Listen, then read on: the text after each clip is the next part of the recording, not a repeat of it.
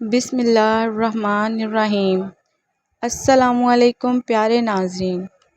ایک مرتبہ ایک شخص کا انتقال ہو گیا۔ جب اس شخص کا جنازہ تیار ہو گیا اور اسے دفن کرنے کے لیے اٹھایا گیا تو ایک آدمی اس میت کی پاؤں پکڑ کر بیٹھ گیا اور کہنے لگا کہ اس شخص نے میرے 15 لاکھ روپے دینے ہیں، جب تک وہ نہیں دیے جائیں گے میں جنازہ نہیں اٹھانے دوں گا۔ یہ سن کر اس کے بیٹے بولے کہ ہمیں تو اس قرض کا نہیں پتہ کہ ہمارے بابا مقروض ہیں، لہٰذا ہم رقم ادا نہیں کر سکتے۔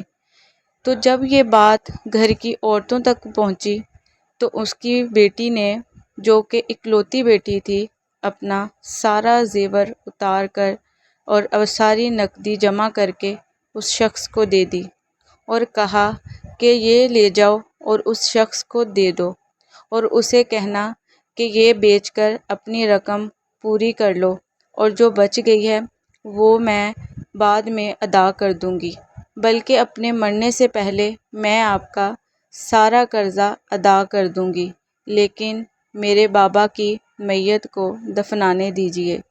یہ سن کر وہ شخص اٹھ کر کھڑا ہوا اور بولا کہ یہ شخص جو مرا ہوا ہے میں نے اس کے 15 لاکھ روپے دینے تھے، نہ کہ یہ میرا مقروض تھا، لیکن میں اس کے کسی وارث کو نہیں جانتا تھا، اس لیے میں نے یہ کھیل کھیلا تاکہ مجھے پتہ چل جائے کہ اس کا اصلی وارث کون ہے۔ تو مجھے پتہ چل چکا کہ اس کا اصلی وارث اس کی بیٹی ہے۔ یہ سن کر سارے بھائی اور سارے اس کے بیٹے منہ اٹھا کر دیکھنے لگے کہ یہ کیا ہو گیا۔ تو پیارے دوستو، بیٹیاں اللہ تعالیٰ کی ایک بہت پیاری رحمت اور نعمت ہیں، تو ہمیں اس کا شکر ادا کرنا چاہیے، نہ کہ بیٹیوں کے ہونے پر افسردہ ہونا چاہیے۔ تو پیارے دوستو، اگر آپ کو ویڈیو اچھی لگی